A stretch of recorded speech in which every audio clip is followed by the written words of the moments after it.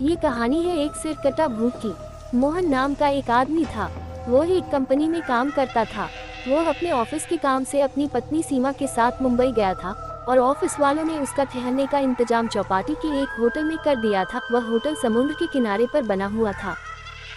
रात के समय सीमा खाना खाकर तुरंत सो गई और मोहन बाहर टहलने के लिए चला गया।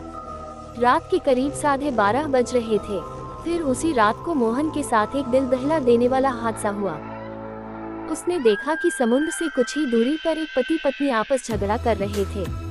फिर उसने देखा कि उन दोनों में लड़ाई होने लगी और वह आदमी उस लड़की का बाल पकड़कर उसे घसीटने लगा और वह लड़की जोर जोर से चिल्लाने लगी। मोहन दौड़कर उसके पास पहुंच गया।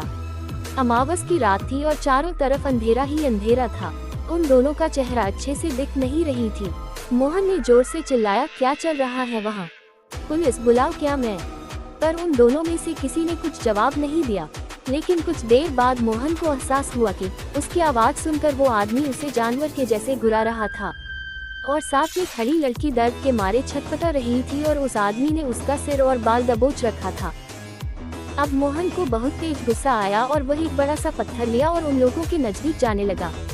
उसका ऐसा करना शायद बहुत बड़ी गलती थी, लेकिन फिर उसने देखा कि उस औरत के पास खड़े आदमी का सिर ही नहीं था। ये नज़ारा देखकर मोहन के रोंगटे खड़े हो गए और वो पत्थर उसके पैरों पर दे मारा।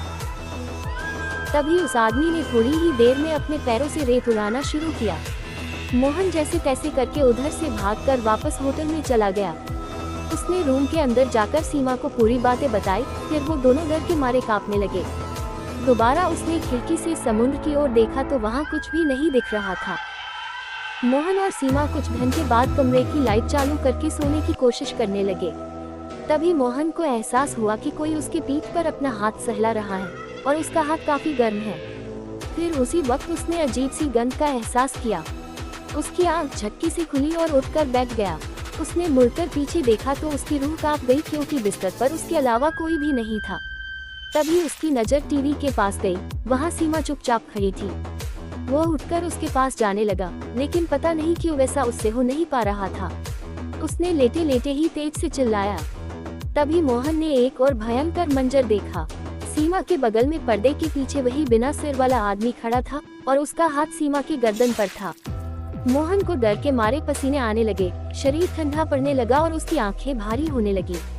उसके बाद क्या हुआ उसे कुछ नहीं पता। अगले दिन मोहन अस्पताल में था। डॉक्टर ने बताया कि हल्की सी अटैक आई थी, जिसके कारण वो बेहोश हो गया था।